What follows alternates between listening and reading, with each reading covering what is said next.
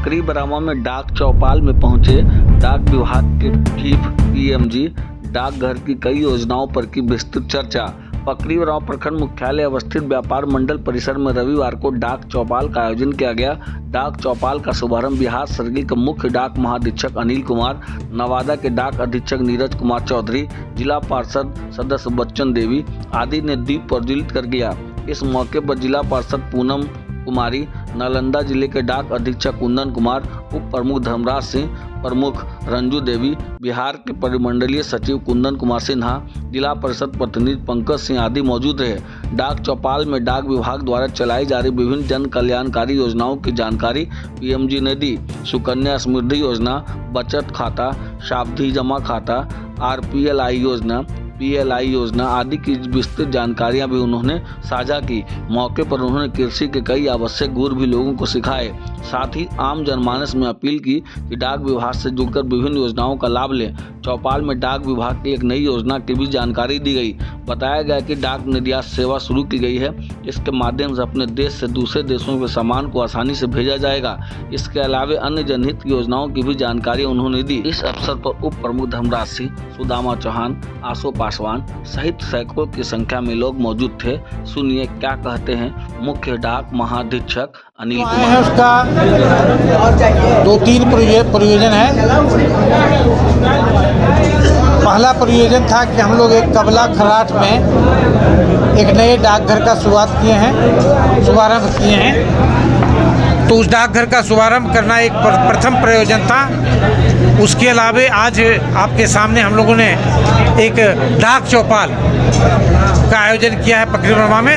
इसके पहले हम लोग वारसलीगंज में, नवादा में, देवधा में कई जगहों पर कर चुके हैं, रजौली में कर चुके हैं।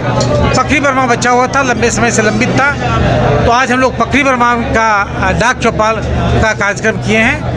डाक चौपाल का उद्देश्य ये है कि डाक विभाग में जो अनेकों ढेर सारी सुविधाएं दी जाती है वो लोगों तक पहुंचाया जाए, जन जन तक पहुंचाया जाए, हर घर तक पहुंचाया जाए, हर दरवाजे तक पहुंचाया जाए और इतने बड़े स्तर पर इसका प्रचार किया जाए कि इसको कहते हैं कि फुल्ली सैचुरेट कर दिया जाए। मतलब कि कोई आदमी बचे नहीं जो डाकघर की सुविधा लेने से वंचित रहे। ये डाक चौपाल का यही उद्देश्य था।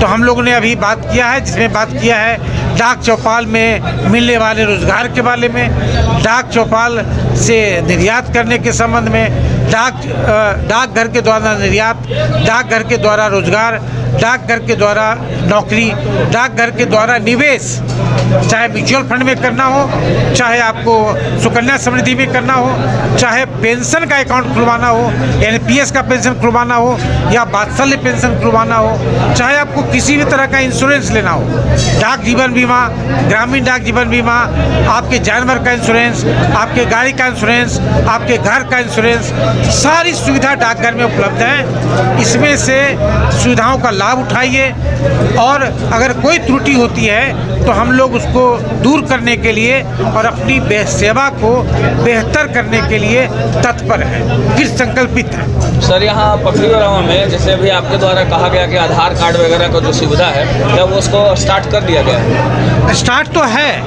लेकिन कुछ त्रुटि के चलते रुका हुआ है। तो अभी हम लोग नया सिस्टम लाने जा रहे हैं, पीपीपी मोड में करने जा रहे हैं।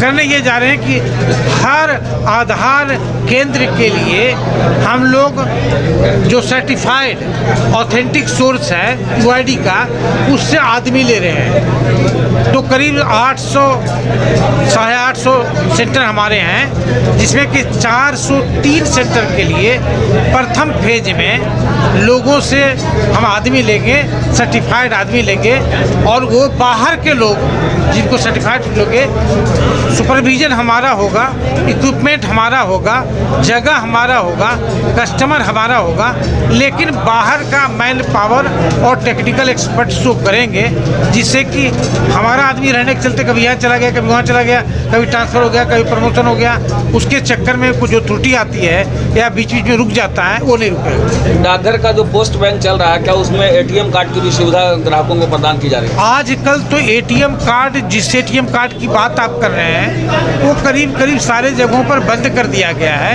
अब नया एटीएम कार्ड आया है, micro ATM card. Micro ATM card यानी आपके मोबाइल में या आपके टैब में या आपके कंप्यूटर में एक क्यूआर कोड आता है जिसके चलते पैसा आप मंगवा सकते हैं, जिसके द्वारा या पैसा भेज सकते हैं। वर्चुअल एटीएम कार्ड इसको कहते हैं। अब आपको फिजिकल एटीएम कार्ड या एटीएम मशीन लगाने की जरूरत नहीं है, सारे जगह वर्चुअल कार्ड यूज हो रहे हैं। तो उसका हम लोग 100%, हमारा 100% पोस्ट ऑफिस आज की तारीख में डिजिटल हो गया है और 100% पोस्ट ऑफिस के द्वारा हम लोग क्यूआर कोड और माइक्रो एटीएम के द्वारा सर्विस दे रहे हैं। एक और मामला है सर, हम चंद्रदीप एक आपका कोई पोस्ट ऑफिस है, बीओ का बीओ पोस्ट ऑफिस जी, तो उसको प्रोन्नति की, वहाँ का जो निवेश है वहाँ प्रोन्नति की जरूरत है। तो हम लोग के यहाँ कोई प्रपोजल या डिमांड नहीं है। अगर कोई भी प्रपोजल, जिसे आज तो कई प्रपोजल मिले हैं, हम लोग तुरंत एग्जामिन करेंगे। हाल में हमारे सांसद महोदय, हमारे विधायिका मैडम या कई सोर्स से वहाँ लोग बता रहे थे कि इतना निवेश है वहाँ, नहीं तो हमें तो कोई बताए प्रपोजल, जब तक प्रपोजल नहीं आएगा, डिमांड नहीं आएगा तो उस पर प्रक्रिया शुरू नहीं होगी। तो प्रपोजल और डिमांड अगर आप भिजवा देंगे तो हम तुरंत इस पर कार्रवाई करवाएंगे।